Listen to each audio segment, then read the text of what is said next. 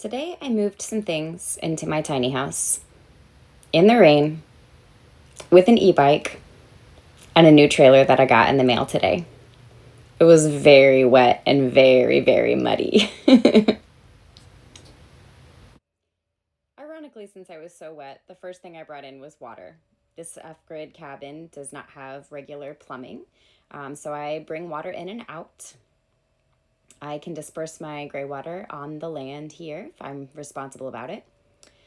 And I was surprised to see that the rain cover that came with this trailer was actually pretty waterproof. I had packed my things in some very small plastic tubs, but everything inside stayed very dry. The tubs themselves were dry when I got here. Um, the hardest part was arriving on the land and coming off the road and onto the very muddy driveway. I was spraying gravel and wet sand all over the trailer, and thank goodness I have fenders. That helped a little bit. But the land was so wet and so muddy that every step I took was squishing, and the kickstand was of absolutely no use, which was really unfortunate because the bike was very heavily loaded. And so trying to keep it upright without the kickstand was a little bit challenging. Um, I am having to detach the trailer so that I can pull it up onto the porch. I don't really want the tires to be sitting in the muck all night. I'll be riding my bike to work in the morning. It's about a 2 mile ride on the e-bike from the tiny house to my job downtown Petoskey. So I have to kind of disassemble everything so that I can get it up onto the porch. There goes my bike. The mud did not hold the kickstand very well. One of the problems I foresee living here long term without a vehicle besides the bike is that needing some kind of storage for the bicycle. I'd like to be able to protect it from the weather. It gets very cold here in the wintertime. I can't ride my bike at all during the winter. There's too much ice and way too much snow. But I would like to, during the summer months that I'm here, have some kind of ready-made shelter so that I don't have to haul this bike up and down off of the porch every time. The porch is nice, and I'd like to spend my time doing yoga and sitting on it and enjoying the porch rather than using it as my garage. And the bike itself, even unloaded, weighs about 100 pounds, and I also weigh a little less than 100 pounds. So moving the bike around is a lot. My current situation with the bike, getting it up onto the porch because I definitely can't lift it, is I found a piece of scrap board on the land, and I'm just using it as a little ramp to roll the bike up onto the porch. So once I get everything sort of unloaded, I mean, when the bike fell over, there was just like mud stuck in the pedals. There was mud on the handlebars. There was mud on my boots. There was mud everywhere.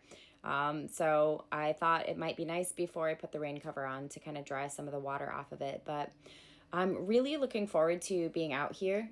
Every time I turn onto the driveway to turn onto the land, I'm just like, my heart gets lighter. Um, there's so many deer out here. There are so many birds. There's a huge garden. There's pine trees everywhere. The view out of my door is incredible right now because it's been raining all day and we've had a little bit of warmer weather. And for northern Michigan, warmer weather is like 50 degrees in mid-April. We're finally getting above freezing on a regular basis, which is very, very nice. It makes riding the bike a lot more fun. There's my little ramp. Um, so I'm kind of looking forward to having some kind of like more permanent solution for parking the bike and keeping it dry, keeping the battery on it somewhat warm, and only having to take it off when I need to charge it rather than taking it off every time to protect it from moisture or cold. So much mud on the trailer. It was like its maiden voyage, and I just got it full on muddy. It was awesome. I really enjoyed the ride over. I'm used to riding a regular human powered bike rather than an e-bike.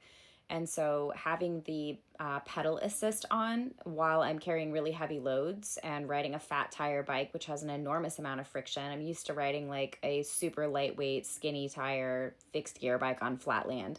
So having the fat tire is almost impossible to pedal without the e assist.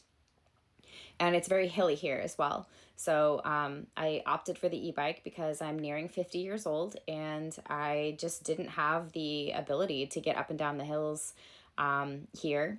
And also, it's wet a lot of the year. It's snowy a lot of the year. I imagined that I would be riding my bike over the snow.